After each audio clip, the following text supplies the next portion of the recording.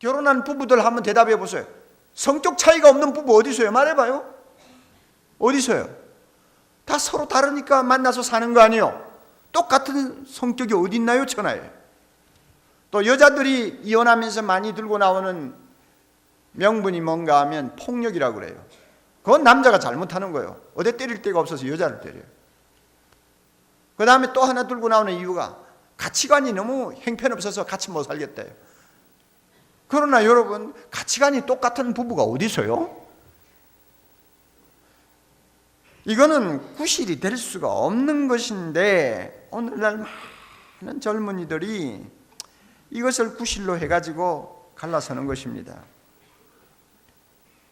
여러분, 이혼이 증가하면 이혼하는 당자들이 겪는 정신적인, 육적인 피해가 얼마나 대단한가를 여러분 아세요? 장암이라든지 또 고혈압이라든지 또 여러 가지 우리가 잘 많이 알고 있는 병들 있죠. 뇌졸중이라든지 이런 병이 생겨서 빨리 죽을 확률이 이혼자에게 훨씬 높다는 것, 이것은 의학적으로 증명된 것입니다. 뿐만 아닙니다. 정신건강이 파괴됩니다. 백인 사회에서는 자살하는 사람의 25%가 이혼 경험을 가진 사람들입니다. 이혼한 사람은 정신병동에 가서 치료를 받아야 될 확률이 다른 사람보다도 10배로 높다고 합니다. 당자는 그렇다고 할지라도 자녀들이 입는 정신적인 피해, 정서적인 황폐화를 우리가 어떻게 말로 표현할 수 있겠어요?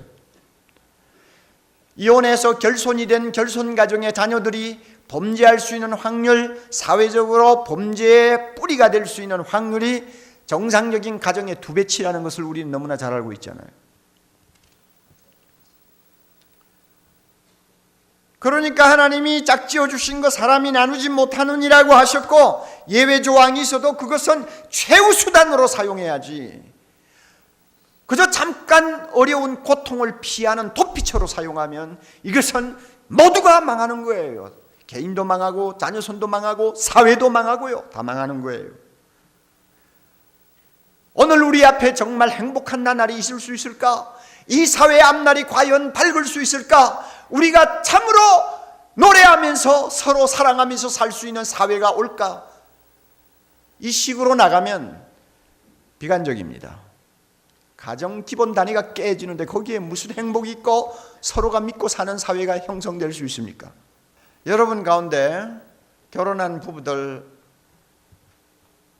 제가 지금 몇 가지를 들려드릴 테니까 여러분 결혼 생활이 정상인지, 다시 말하면 청신호가 켜여 있는지 적신호가 켜여 있는지 한번 체크하시기를 바랍니다.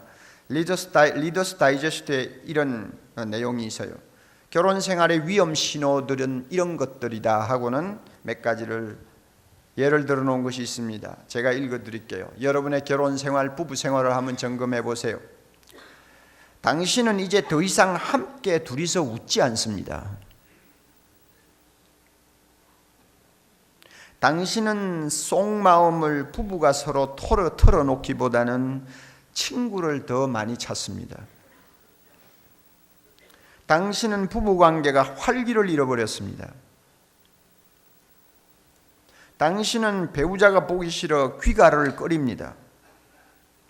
당신은 의견 충돌이 생길 때마다 꼭 부부싸움으로 번집니다. 당신은 배우자에게 잘 보이려고 몸치장을 아예 포기해버렸습니다. 당신은 자신의 관심사나 사교 생활에 배우자를 끌어들이려는 것을 그만두었습니다. 항상 혼자 논다 그 말이에요. 당신은 배우자에 관해 알아두어야 할 것은 모조리 다 알고 있다고 생각합니다. 이제 관심이 없어요. 당신은 둘이 함께 살아가야 할 생각만 해도 기분이 우울해진다. 자, 이런 증세들, 몇 가지 증세들을 놓고 이 가운데서 한두 가지만 있어도 대단히 위험한 부부관계입니다. 여러분이 이것을 잘 생각하세요. 이런 정서적인 분위기를 방치해 두면 서로 말문 닫아버리게 되고 나중에는 비난하게 되고 마음으로 경멸하게 되고 그 다음에는 자기 방어에 급급한 참 너무나 살벌한 가정 분위기가 되어버립니다. 위기 없는 결혼 생활이라는 것은 없습니다. 누구도 예외가 없어요. 살다가 보면 심각한 위기를 맞이할 때가 있습니다. 두 사람 중에 한 사람은 이제 더 이상 못 살겠구나, 정말 이제 포기해야지 하는 마음이 생길 때가 옵니다.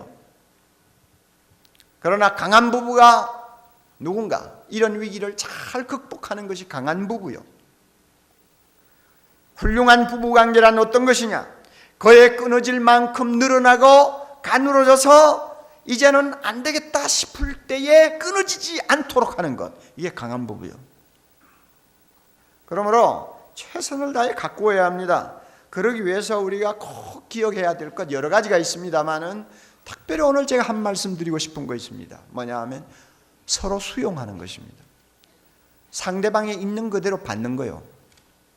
상대방이 고치지 못하는 약점 그대로 받아들이는 거예요.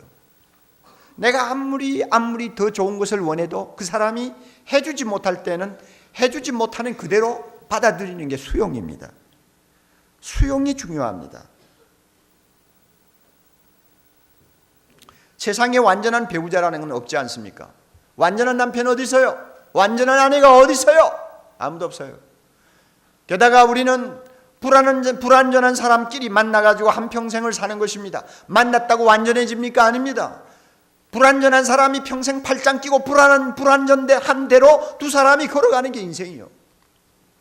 그러므로 자기가 불완전하면서 남에게 완전을 요구하는 것은 자기 모순이고, 자기도 남에게 만족을 못 주면서 상대방에게 무조건 자기를 만족시키기를 기대하는 것, 이것은 이기주의 중의 극단입니다. 그럴 수가 없어요. 서로가 불완전하다는 것을 인정하고 수용하는 겁니다. 수용하는 게 중요해요. 내가 처음에 딱 볼 때 눈에 들어요. 야, 이쁘다. 정말 저 여자하고 살았으면 평생 한이 없겠다 하고는 결혼했는데 하고 나서 보니 속도가 느려. 성격도 느리고 음식을 해오는데 맛도 없고 뭐 좀 로맨틱할 것 같은데 무뚝뚝하고 이거 참 곤란하죠. 여러분 그러잖아요. 야, 저 남자 같으면 내가 평생 의지할 만하다 했는데 막상 결혼해놓고 보니 버릇이 나빠가지고 늦잠 자지요. 뭐 직장에 가서는 적응을 못 해가지고 혼자 조퇴하죠. 사람 미치게 만드네요. 자, 여러분 한번 생각해 보세요. 내가 좋아서 탐배란 말이요. 어떻게 할 거요? 바다에 그냥 몸 던져요? 그럴 수 없잖아요. 하나님이 짝지어 주셨는데 무엇이 중요합니까? 있는 그대로 수용하는 거예요. 카터 대통령에게 그 참 부인이 좋은 부인이 있잖아요. 그런데 두 사람이 종종 싸우는 원인이 하나 있었다고 그래요. 카터는 칼날같이 시간을 지키는 사람이래요. 약속을 하면 항상 1분 전까지는 가야 된대요. 절대 지각하는 법이 없대요. 그런데 이 부인은 그걸 못 따라가는 거예요. 부인 버릇을 하니까 그 카터 대통령은 그 대통령 되기 전부터 적어도 뭐 몇십 분 미리 막 가자고 부인을 설득해가지고 뭐 이렇게가 시간 지키려고 애를 쓰는데 부인이 또 그렇게 됩니까? 화장하느라고 앉으면 이러다가 보면 뭐 5분 넘어가고 뭐 넘어가잖아요. 그러니까 둘이서 또 싸움이 일어난단 말이에요. 어느 때인가 부인 생일이었는데 남편이 카드를 쓰다 가만히 생각하니 부인이 아무리 고치려고 해도 못 고치는 저 버릇 내가 수용해야지. 그러고는 카드에다 이렇게 썼답니다. 여보, 내가 오늘까지 당신 너무 많이 괴롭혔는데 지금부터 당신은 시간 지키는 면에 있어서는 자유하시오. 내가 당신 봐드리리이다. 이래가지고 카드 써보냈대요. 부인이 그걸 받고 얼마나 좋아했는지 자주 이런 말을 한답니다. 당신이 나에게 준 가장 최고의 생일 선물, 시간 지키는 데서 자유해라. 그게 수용하는 것입니다. 아무리 고치려고 해도 못 고치는 상대방의 약점 어떻게 할 거예요? 받아줘야죠. 아무리 잘해보려고 해도 상대방이 갖고 있는 한계점이 있잖아요. 그거 받아주는 거예요. 이렇게 함으로써 우리는 짝지어 주신 하나님의 은혜를 따라 한 생을 행복하게 살 수 있는 것입니다. 사랑하는 형제자매 여러분, 행복은 하나님이 짝지어 주신 그 울타리 안에 있습니다. 그 속에서 행복을 찾아야지 밖으로 눈을 돌리지 마십시오. 밖으로 눈을 돌리는 것은 어리석은 행위입니다. 이혼한 사람을 조사했더니 이혼하고 나서 후회하지 않느냐고 물었을 때 후회한다는 사람이 10 중에 8명입니다. 통계상. 튀쳐나오면 행복할 것 같죠? 천만에요. 그러므로 짝지어 주시고 사람이 나누지 못할지니라 하신 하나님의 명령이 바로 우리의 행복을 위한 절대 조건이라는 것을 인정하시고 이 말씀대로 순종하는 우리 모두 되기를 바랍니다. 행복한 가정 만들기를 위해서는 부모와 자식의 관계가 원만해지지 않고는 행복한 가정이 되지 않습니다. 자녀는 개인의 소유가 아니라 하나님이 주신 기업이라고 말했습니다. 우리 세상에서 조그마한 구멍가게를 해도 그것이 기업이고 큰 회사를 경영해도 기업입니다. 우리 모든 사람에게 하나님은 자식을 기업으로 주었다고 하기 때문에 세상에 사업하는 것만큼 장사하는 것만큼 자식 기르는 것도 그만큼 중요한 사업이라는 것입니다. 가정에 준 사업이다. 하나님이 주신 사업이기 때문에 나중에 하나님께서 반드시 그 열매를 요구하게 된다는 것입니다. 이러므로 자식 기르는 것을 그냥 자연적으로 된다고 생각하지 말고 큰 가정의 사업으로 생각하라고 말하는 것입니다. 이러므로 부모가 자식을 키우되 자기의 욕심을 성취하기 위해서 도구로 삼아서는 안 됩니다. 자기가 변호사, 판사 못 되고 장관 못 되고 대통령이 못 되었으니 대신에 자식 보고 너 변호사더라, 너 판사더라, 대통령더라 그래서 억압을 해서 정신적인 스트레스에 견디지 못하게 하는 그러한 부모가 되어서는 안 되는 것입니다. 욕심의 대상으로 삼아서는 안 되는 것입니다. 그리고 또 오늘날 자녀들은 집에서 있어도 무한정으로 고독합니다. 아버지는 아버지대로 사회일에 바쁘니까 아침에 일찍 출발하면 저녁에 늦게 돌아오고 자녀들과 대화의 시간이 없습니다. 공휴일이면 친구들하고 골프 치러 안 나가면 등산 가버리고 놀러 가버리고 자녀들은 따로 내동댕이 쳐놓습니다. 그리고 어머니는 이제는 아버지 대신 가정에 무서운 존재가 됩니다. 계속해서 공부하라고 욱박지르기 때문에 어머니만 보면 몸서리를 칩니다. 왜냐하면 요사이 어머니들이 자식 욱박지르지 않은 어머니가 아무도 없습니다.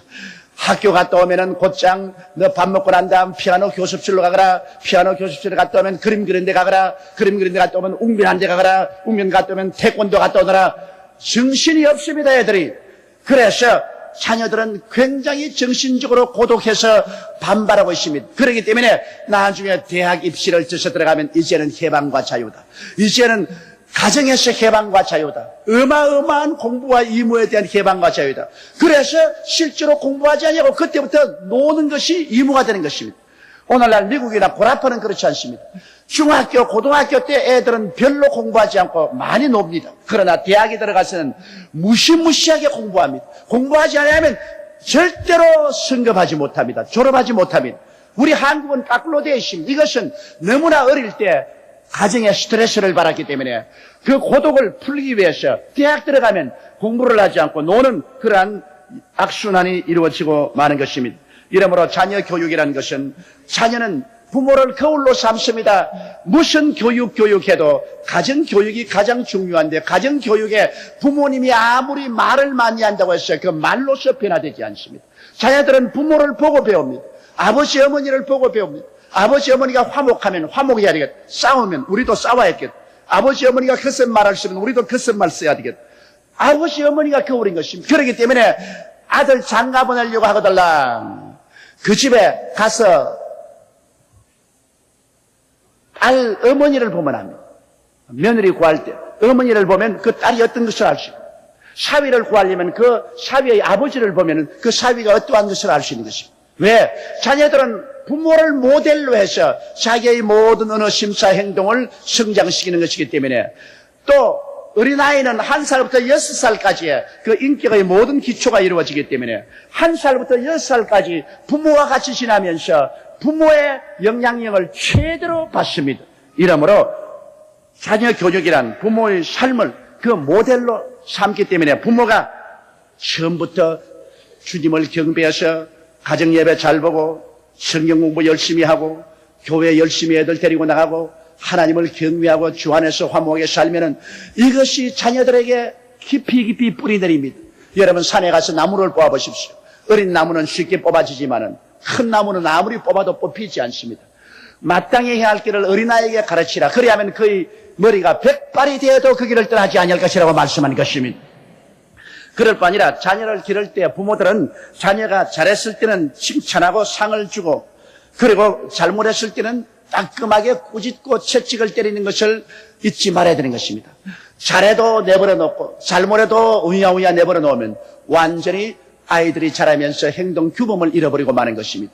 그러므로 선한 것을 했을 때는 칭찬하고 상급을 주고, 악을 행했을 때는 준엄하게 꾸짖고 악에 대해서 따끔하게 벌을 주어서, 그래서 선악의 분별을 분명히 하도록 자녀들을 가르쳐야 되는 것입니다.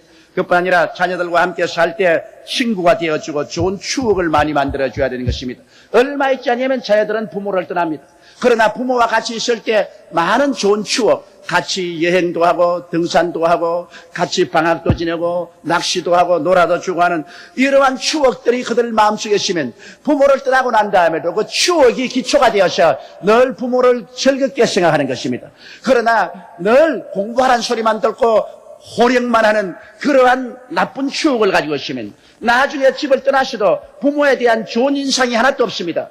자녀는 자기가 부모하고 같이 있을 때 가져있던 아름다운 추억을 통해서 부모를 생각하고, 그 추억이 기초가 되어서 부모와의 영속적인 교통이 이루어지는 것입니다. 좋은 추억을 만들어주지 못한 부모는 자식을 길러놓고 내주고 난 다음 그 자식을 잃어버리고 만다는 것을 알고, 자녀가 어릴 때 많은 아름다운 잊어버릴 수 없는 역사적인 좋은 추억을 만들어줘야 되는 것입니다. 그뿐 아니라 자녀들을 자기의 욕심의 대상으로 삼지 말고 개성과 취미를 따라 탤런트를 개발해 줘야 되는 것입니다. 자기의 개성을 개발하고 자기의 탤런트를 개발해서 그것으로 돈을 많이 못 벌지라도 자기의 개성에 맞는 자기의 탤런트가 개발된 그러한 삶을 사는 것이 가장 큰 행복입니다. 돈이 행복의 기초가 아닙니다. 자기 개성을 살리고 자기 취미를 살려서 사는 생활이, 이것이 가장 행복하고 성공된 삶인 것입니다. 물질 만능주의로 자녀를 키워서는 안 되는 것입니다. 셋째로 이제 자녀와 부모의 관계인 것입니다. 자녀는 부모의 설하했을 때 성경에는 주 안에서 부모를 공경하라고 순종하라고 말한 것입니다. 그러므로 부모 설하에 자랄 때는 부모를 주 안에서 순종하고, 그리고 부모의 말을 공경해야 될 것입니다. 그리고 부모를 속상하지 않기 위해서 자녀는 삐뚤은 길로 가지 말고, 그리고 생활의 책임과 본분을 다해서 공부할 때는 열심히 공부하고 또 부모를 도울 때는 열심히 돕는 그런 일을 해야 될 것인 것입니다. 그러나 자녀가 결혼하고 난 다음에는 어떨 것이냐? 성경은 말합니다. 남자가 그 부모를 떠나 여자와 연합하여 한 몸을 이룰지라고 말하는 것입니다. 결혼을 하고 나면 정신적으로나 환경적으로나 부모를 떠나라고 말하고 있는 것입니다. 오늘 이것이 가정에 언제나 거대한 부모 자식 간에 알리게 되는 것입니다. 왜냐하면 부모는 자식을 더 이상 결혼하고 난 다음엔 자기 소유로 생각하지 말아야 되고 지배하거나 간섭하지 말아야 됩니다. 성경이 그렇게 말했습니다. 그런데 집에 같이 살면 시부모나 시아버님이 계속해서 지배하려고 하고 간섭하려고 하는 거예요. 그래서 문제가 생기는 겁니다. 성경에는 자식 보고 부모를 떠나라고 그랬습니다. 결혼하면은 부모를 떠나라. 정신적으로도 떠나고 육체적으로 떠나라. 그러나 경제적인 어려운 환경에서 같이 살게 되면은, 그러면 같이 살더라도 자녀들을 지배하거나 간섭하지 말아야 되는 거죠. 이제는 정신적으로 육체적으로 떠난 상태이기 때문에 자녀의 공격만 받고 그대로 살아야 평안하게 되는 것입니다. 그리고 자녀들은 결혼하고 난 다음에 정신적이거나 환경적으로 부모를 떠난다고 할지라도 부모의 은혜를 갚는 생활을 늘 해야 되는 것입니다. 부모의 은혜를 생각하고 그 은혜에 보답하는 마음을 가져야 되고, 부모에게 걱정을 끼치지 않는 삶을 살아야 됩니다. 가장 큰 효도란 부모에게 걱정을 안 시키는 것이 가장 큰 효도인 것입니다. 그리고 부모를 사랑함으로 말미암아 언제나 사랑한다는 표시를 하라는 것입니다. 그리고 물질적으로 부족함이 없이 복양을 하는 것이 바로 자녀들의 책임과 임무인 것입니다. 여러분, 가정의 불행은 다 남이 잘못하기 때문에 남편 탓이고 아내 탓이고 자식 탓으로 걷고 내 탓이 아니라고 생각하는 이기주의적인 생각을 버려야만 하는 것입니다. 우리는 하나님 말씀에 비추어 보아 자기 자신이 어떠한 것을 고쳐야 할 것을 생각하고, 그래서 오늘 이 시간에 돌이켜 남편도 회개하고 아내도 회개하고 부모도 회개하고 자식도 회개하고 하나님 말씀에 비추어서 더 행복한 가정 만들기를 위해서 자기의 임무와 책임을 다하겠다는 새로운 각오와 결심을 하는 여러분 되시기를 주님 이름으로 축원합니다. 아버지 학교에서 만난 모든 아버지들은 다 자기 아버지에 대한 상처와 분노가 많아요. 아버지는 내가 다시 안 보겠습니다. 여러분, 이 고리를 끊지 않으면 그 자식은 그 아버지를, 또 그 자식이 자식을 낳으면 그 자식은 또 그 아버지를 미워해요. 사랑하는 법을 배우지 못했어요. 존경하는 법을 배우지 못했어요, 아버지가.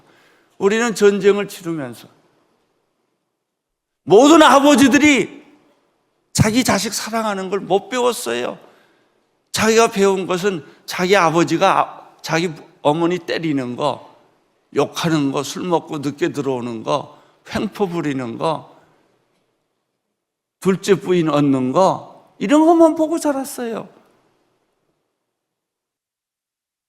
흉 보면서 배운다고 자식들은 자기가 결혼하면 또 똑같이 지 자식한테 그렇게 해요.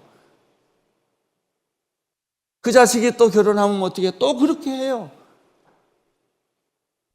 이 고리를 끊지 않으면, 악의 고리를 끊지 않으면, 악순환의 고리를 끊지 않으면 우리 가정은 3대 다 망해요.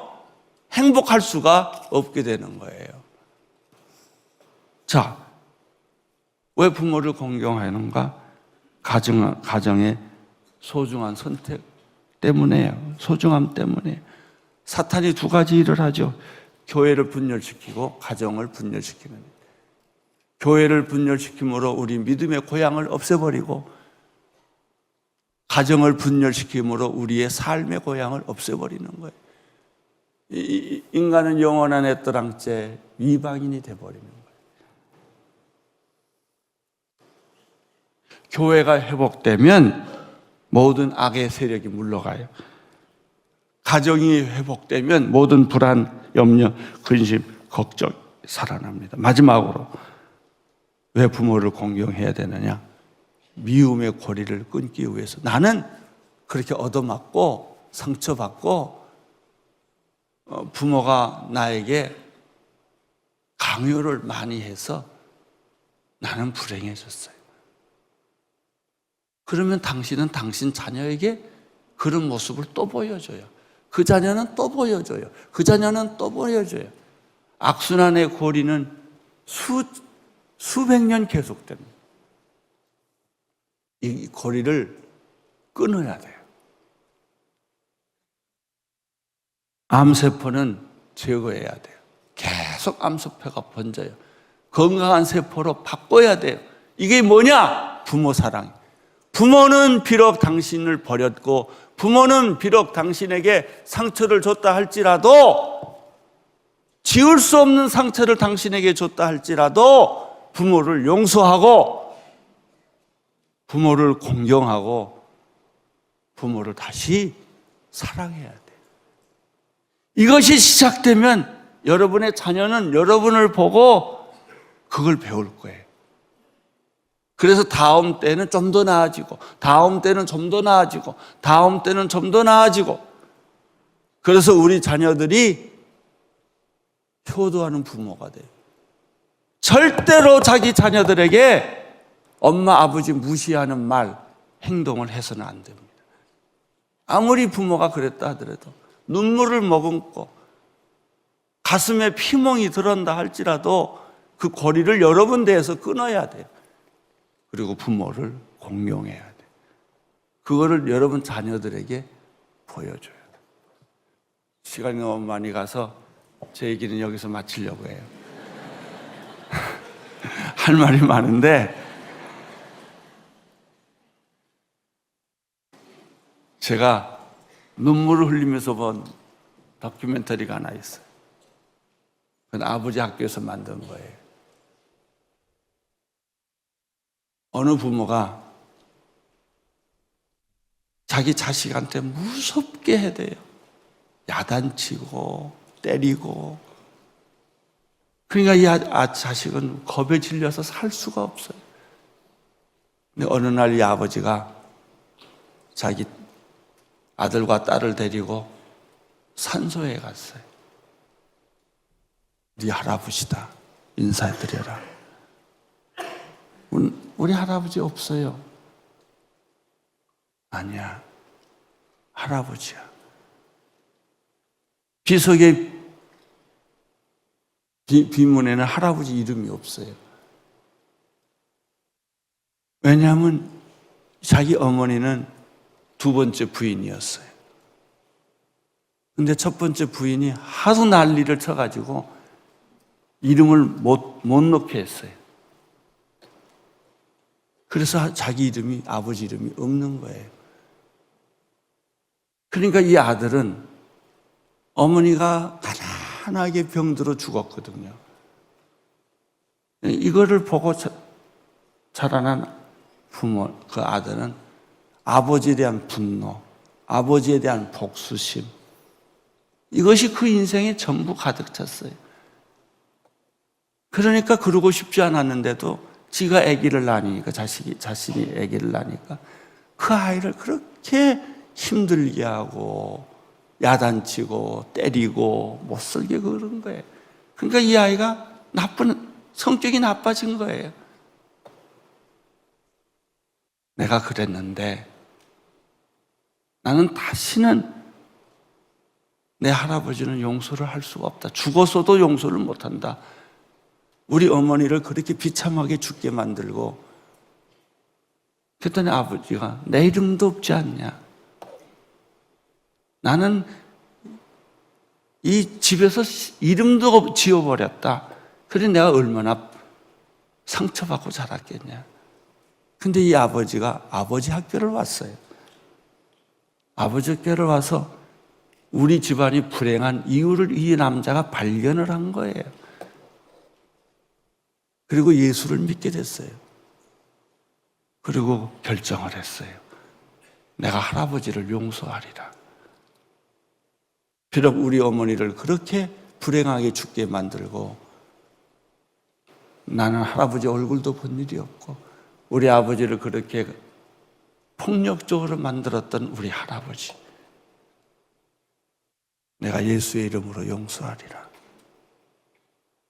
그리고 그 애들을 가면서 산소에서 그렇게 울면서 아이들한테 너도 네 할아버지를, 보지 못한 네 할아버지를, 할아버지죠, 용서해라.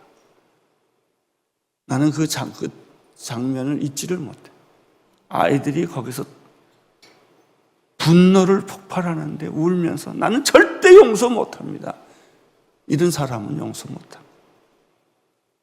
아버지가 자기 아들과 딸에게, 고등학교 다니는 아이에게 하소연을 합니다. 그래도 용서해야 된다. 그래도 용서해야 된다. 마지막에 그 장면이 이 아버지, 딸과 아들들이 울면서 할아버지를 용서를 해요. 용서하겠다고. 그리고 그 드라마는 끝나요. 이 가정은 승리했어요. 예수 이름으로 악순환의 고리를 끄는 거예요. 악순환의 고리를. 사랑하는 성도 여러분, 오늘 여러분 대에 악순환의 고리가 끊어지기를 축원합니다. 끊으세요. 내가 용서 못할 부모, 상처 준 부모, 지금도 상처를 주고 있는 부모라 할지라도 그렇게 생각하면 그 악순환은 계속됩니다. 끊으세요. 그래서 돌아가신 부모라도 여러분에게 준 상처가 있거든 용서를 하세요. 예수의 이름으로 받아들이세요.